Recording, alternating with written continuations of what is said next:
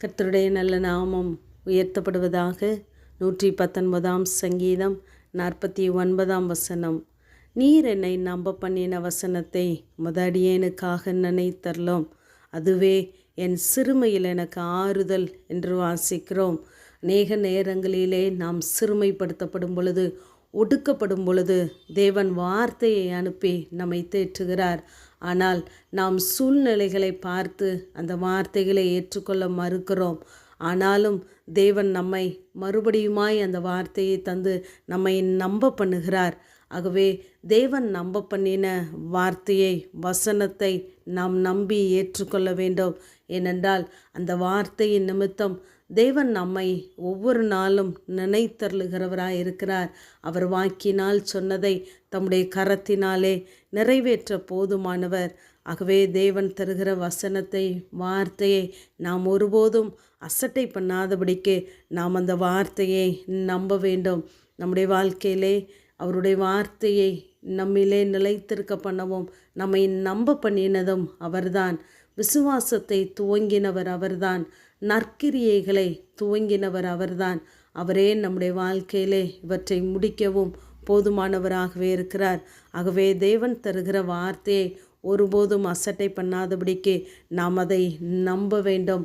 நம்புகிறதோடு மாத்திரமல்ல, நாம் அதை அறிக்கையிடும் பொழுது நம்முடைய ஆத்மாவிலே ஒரு மிகப்பெரிய சமாதானம் உண்டாயிருக்கும். அதுவே நம்முடைய சிறுமையில் நமக்கு ஆறுதலாக இருக்கும். நாம் கர்த்தருடைய வார்த்தையை அசட்டை பண்ணி நாம் ஆபத்துக்குள்ளே சிக்கி இருப்போமானால், சுகமாய் இருக்கிறவனுடைய நினைவில் கூட நாம் இகழ்ச்சி அடைகிறவர்களாய் இருப்போம் என்று யோபு 12 வசனத்திலே நாம் வாசிக்கிறோம். ஆபத்துக்குள்ளானவன் சுகமாயிருக்கிறவனுடைய நினைவில் இகழ்ச்சி அடைகிறான் என்று.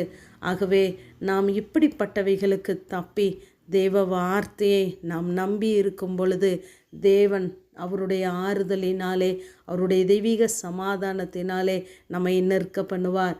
சங்கீதக்காரனாகிய தாவீது எல்லா சூழ்நிலைகளிலும் நிற்க காரணம் அவர் தேவனுடைய வார்த்தையை நம்பி இருந்தது தான். ஆகவே தான் எப்படிப்பட்ட சூழ்நிலைகளாய் இருந்தாலும் தேவன் அவனை நினைத்தருளி கொண்டே இருந்தார். கரடிக்கு முன்பதாக நின்றார், சிங்கத்திற்கு முன்பதாக நின்றார், கோலியாத்திற்கு முன்பதாக நின்றார். இதெல்லாம் அவருடைய சுய பலத்தினாலே நிற்கவில்லை. எல்லா சூழ்நிலைகளிலும் அவரை நிற்க வைத்தது தேவனுடைய கிருபை மாத்திரமே, தேவனுடைய வார்த்தை மாத்திரமே. ஆகவேதான் 1 சாமுவேல் 18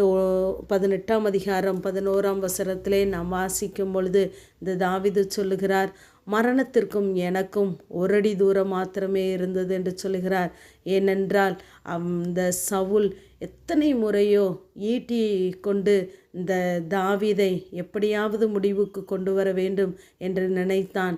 நாம் தொடர்ந்து வாசிப்போமானால் இந்த தாவீதோடு கூட கர்த்தர் இருக்கிறார் என்றும் தன்னை விட்டு விலகி போனார் என்றும் சவுல் கண்டு தாவீதுக்கு பயந்திருந்தான் என்று சொல்லி பார்க்கிறோம்.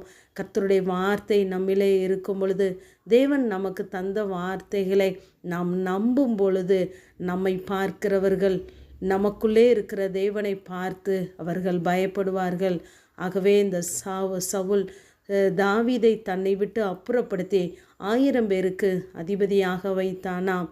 ஆகவே நம்முடைய வாழ்க்கையிலும் தேவன் இருக்கும் பொழுது நாம் செய்கிற எல்லா காரியங்களிலும் நாம் புத்திமானாய் நடந்து கொள்வோம்.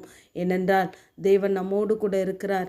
நமக்கு தந்த வாக்கு தத்தத்தை அவர் நினைத்தருளி கொண்டே இருக்கிறார். அவர் சொல்லுகிறவர் மாத்திரமல்ல, நம்முடைய வாழ்க்கையிலே சகலவற்றையும் செய்து முடிக்கவும் அவர் போதுமானவராகவே இருக்கிறார். ஆகவே நாம் நம்புவதை காட்டிலும் தேவன் நம்மை மிகவும் அதிகமாக நம்புகிறார். ஆகவேதான் அவருடைய வார்த்தையை கொண்டு நம்மை பாதுகாக்கிறார். ஆகவே தேவன் நம்ப பண்ணின வார்த்தையை நாமும் நினைவு கூறுவோம். அதுவே நம்முடைய எல்லா சூழ்நிலைகளிலும் ஆறுதலாயிருக்கும். ஆமேன். ஜெபம். பிதாவாகிய தேவனே, குமாரனாகிய இயேசு கிறிஸ்துவின் நாமத்தின் மூலமாய் உடைய சன்னிதானத்தில் வருகிறேன்.